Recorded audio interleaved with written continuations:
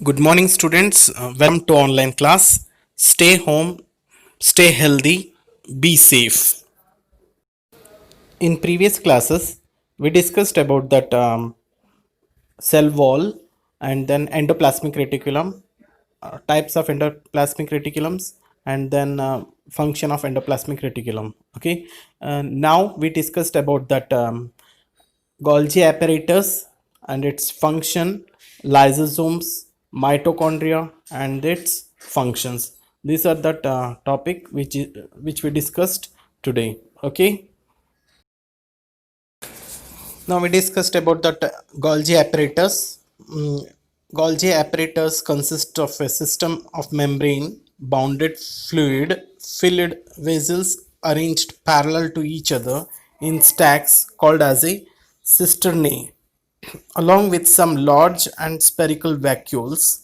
It was discovered by Camillo Golgi. It is absent in prokaryotics, mammalian RBCs and sieve cells. इसका मतलब है Golgi apparatus हमारे cell के अंदर cytoplasm के अंदर रहता है। ये मेम्ब्रेन बाउंडेड होता है, जो उसके अंदर फिल रहता है। क्या फिल होता है? Field vessels arranged parallel. देखो डायग्राम देखो, पैरेलल अरेंजमेंट रहता है उसको। तो वो उसको हर एक जो भी अरेंजमेंट होता है उस स्टैक्स बन के रहता है, उसको हम बोलते हैं cisternae. Along with some large and spherical vacuoles, उसके साथ साथ स्पेरिकल वैक्यूल्स होता है। Vacuoles means just empty space. Okay, उसमें जो भी कोई भी स्टोरेज करना चाहते हैं वो स्टोरेज कर लेता है, उसको हम बोलते हैं वैक्यूल्स, खाली जगह रहता है जो। फिर इसका डिस्कवर किया था जो कैमिलियो गोल्जी हैं, और ये एब्सेंटिस रहता है प्रोकैरियोटिक्स। मैंने बताया था आपको प्रोकैरियोटिक्स का मतलब क्या है। उसमें न्यूक्लियर मेम्ब्रेन वेल डेवलप्ड नहीं होता है, यानी सारा मिक्सअप हो जाता है। जो न्यूक्लियस के अंदर जो भी ये कंपोनेंट्स और जो साइटोप्लाज्म के अंदर जो भी कंपोनेंट्स होता है, ये सारा मिक्स हो जाता है। सो उसको हम बोलते हैं प्रोकैरियोटिक। सो ये प्रोकैरियोटिक के अंदर एब्सेंट होता है। और मैमेलियन जैसे एनिमल से और इंक्लूडिंग ह्यूमन बींग से, इनमें आरबीसी में नहीं रहता है, रेड ब्लड सेल्स में नहीं होता है, और सीव सेल्स में नहीं होता है। सीव सेल से जो प्लांट्स के अंदर होता है तो उसके अंदर भी नहीं रहता है, बताया गया है सीव सेल्स के अंदर गोल्जी एपरेटस। ओके, और फंक्शंस देखने गोल्जी एपरेटस का। It's function included the storage, modification, packaging and secretion of products in vessels. So इसमें बता रहा है, देखो इसका मेन फंक्शन क्या है? स्टोरेज करना। मैंने पहले बोला वैक्यूल जैसे होता है तो उसके अंदर स्टोरेज करके रखते हैं। मॉडिफिकेशन, अगर कुछ भी मॉडिफिकेशन करना है तो उसको। और पैकेजिंग, पैकेजिंग यानी जो भी प्रोडक्ट से सेल को भेजना है एक तरफ से दूसरे तरफ, जो ट्रांसपोर्ट करते हैं, जो पैकेजिंग करके। और secretion of products in vessels, vessels के अंदर प्रोडक्ट्स को सेक्रीशन यानी ट्रांसपोर्ट करता है, जो फिर बताया जो। और सेकेंड फंक्शन है, देखो, it involve in the formation of lysosomes. Lysosomes को फॉर्मेशन करने हेल्प करता है, वेरी इंपॉर्टेंट है लाइजोसोम्स। जो उसको फॉर्मेशन कौन सा करता है? Golgi apparatus. Okay, it is secretary in nature. Okay, next it helps in melanin synthesis. ये मेलानिन सिंथेसिस के लिए, सेक्रेट करने के लिए हेल्प करता है। मेलानिन एक जैसे कलर्स होता है, जो हम जैसे कोई ब्लैक दिखते हैं कोई, वो सेक्रेशंस करने के लिए हेल्प करता है, सिंथेसिस करने के लिए, यानी प्रिपेयर करने के लिए। It involve in the synthesis of cell wall and plasma membrane also. देखो सेल वॉल बनाने के लिए भी हेल्प करता है, और प्लाज्मा मेम्ब्रेन को भी बनाने के लिए भी गोल्जी एपरेटस हेल्प करता है। Okay, this is about that Golgi apparatus and its function. Now about that lysosomes. These are the kind of waste disposal system of cell. Lysosomes are membrane bounded sac that are filled with digestive enzymes. These enzymes are made up of rough endoplasmic reticulum. Lysosomes are also called as suicidal bags of a cell. During the disturbance in a cellular metabolism, or when the cell gets damaged, lysosomes may burst and the enzymes can digest their own cell. They are absent in RBCs. मतलब इसमें बता रहे हैं कि lysosomes एक waste disposal system of a cell, यानी ये एक वेस्ट डिस्पोजल मीन्स ये जो भी वेस्ट प्रोडक्ट होता है सेल के अंदर जो भी वेस्ट प्रोडक्ट होता है, जैसे फॉरेन मटेरियल्स, जैसे हमारे बॉडी के अंदर जो बैक्टीरिया चले जाता है after the death of the bacteria, तो उस टाइम में क्या होता है, लाइसोसोम से उसके अंदर एक पावरफुल डाइजेस्टिव एंजाइम प्रेजेंट होता है लाइसोसोम्स के अंदर। और ये एंजाइम्स बना हुआ जो किससे बना हुआ है, रफ एंडोप्लाज्मिक रेटिकुलम से बना हुआ है, और इसको suicidal bags of a cell भी बोलते हैं हम। ओके, इसमें क्या होता है, मेटाबॉलिज्म्स, और when a cell gets damaged, वो सेल डैमेज होता है तब उसके अंदर वो डाइजेस्टिव पावरफुल एंजाइम्स होता है ना, उसके पूरी तरह से डिस्ट्रॉयड कर देता है लाइसोसोम्स, इसीलिए हम suicidal bags of a cell भी बोलते हैं। और अपने आप ही वो बर्स्ट हो जाता है, वो जैसे पावरफुल डाइजेस्टिव एंजाइम्स पूरी तरह डाइजेस्ट होने के बाद अपने आप ही बर्स्ट हो जाता है फिर। सो ये आरबीसीज में एब्सेंट होता है, यानी रेड ब्लड सेल्स में एब्सेंटीज हो जाता है। This is about that lysosomes. Okay, now functions of lysosomes, देखो first point, they help to keep the cell clean by digesting any foreign material that enters the cell as well as worn out cellular organelles, hence called scavengers and cellular housekeepers। हम इस मैंने पहले बताया था आपको, ये foreign materials यानी बाहर से जो हम फूड के साथ हमारे बॉडी के अंदर जो भी मटेरियल्स चले जाता है, फॉरेन मटेरियल्स जो भी जैसे बैक्टीरिया या कोई भी ऐसे चले जाता है, तो सेल के अंदर जब एंट्री हो जाता है बाय द वे, तो ये क्या कर देते हैं, पावरफुल डाइजेस्टिव एंजाइम्स से डिस्ट्रॉयड कर देता है उन सबको, और स्टोर करके रख लेता है और उस अपने आप बर्स्ट हो जाता है। इसीलिए हम इसको बोलते हैं स्कैवेंजर्स भी बोल सकते हैं और सेलुलर हाउसकीपर्स भी बोलते हैं।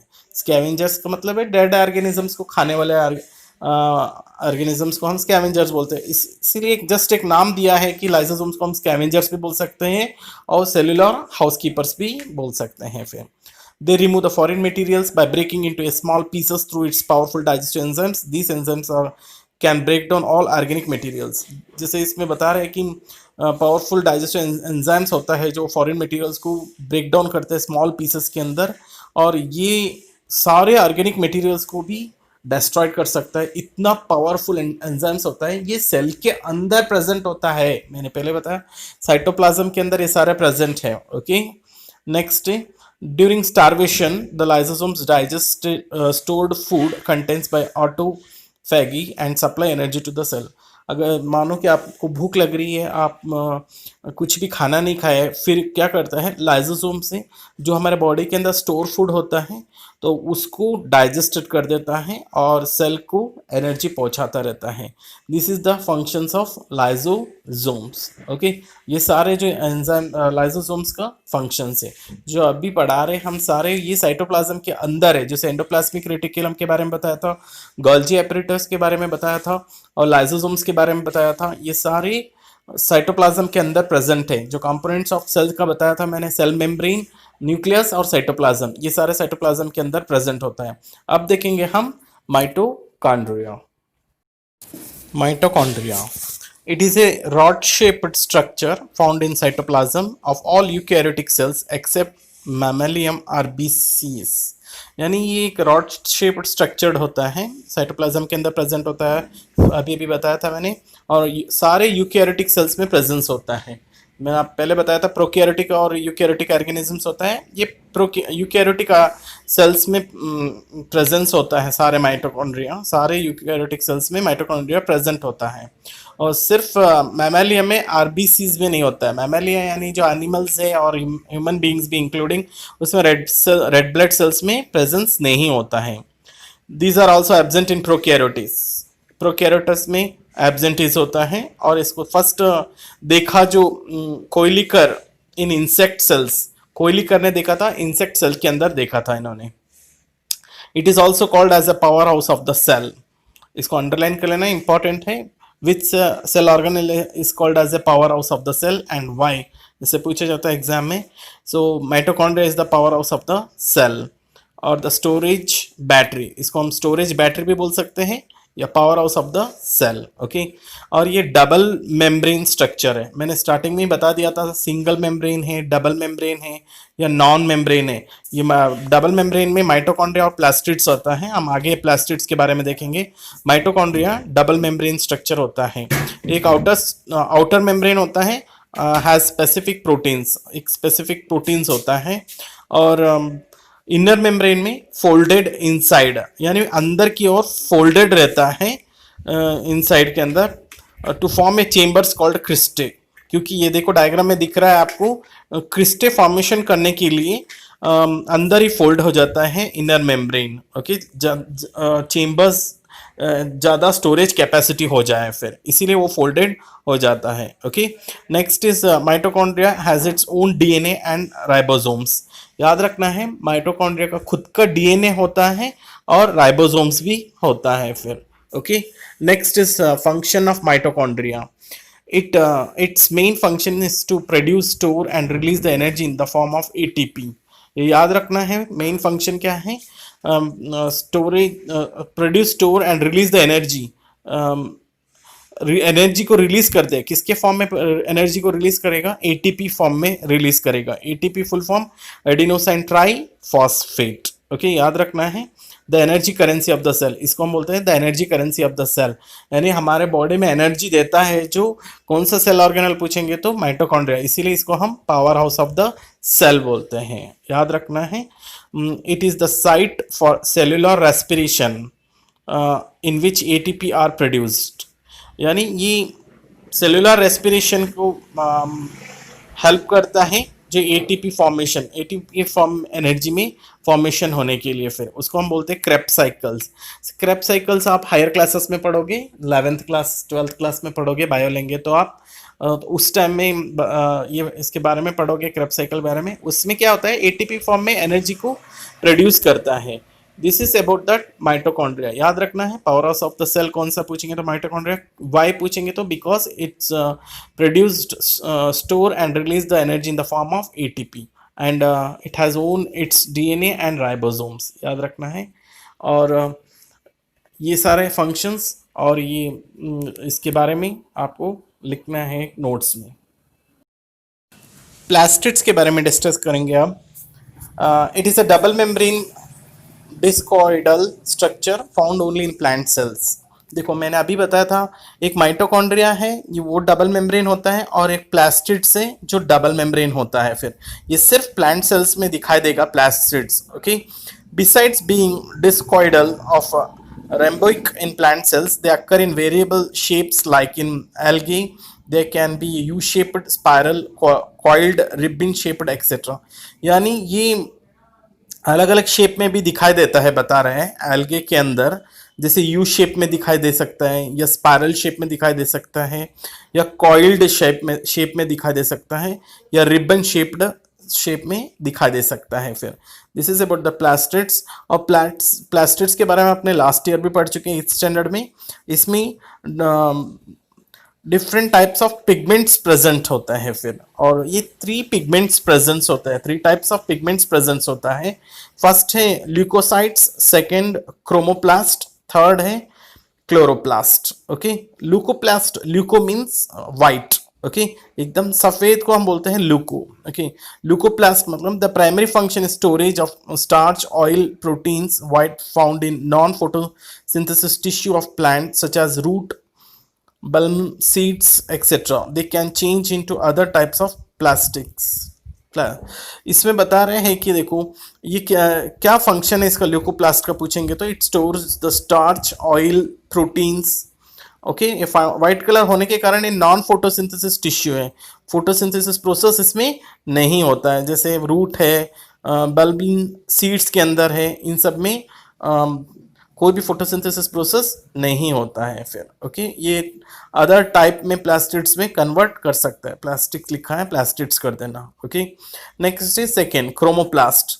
Chromo means coloured. Okay, these are coloured plastids except green, it's imparts colour of to fruits and flowers. ये क्रोमोप्लास्ट है, ये कलर्ड होता है, जैसे आपको फ्लावर देखो, डिफरेंट कलर्स ऑफ फ्लावर्स दिखाई देता है और डिफरेंट कलर्स ऑफ फ्रूट्स दिखाई देता है। क्लोरोप्लास्ट है। क्लोरोप्लास्ट है, ग्रीन कलर पिगमेंट प्रेजेंट होता है और स्पेशली लीव्स लीव्स क्यों ग्रीन कलर दिखाई देता है? क्लोरोफिल प्रेजेंट होता है, यानी क्लोरोप्लास्ट के अंदर क्लोरोफिल प्रेजेंट होता है, ग्रीन कलर पिगमेंट, इसीलिए लीव्स ग्रीन कलर दिखाई देता है।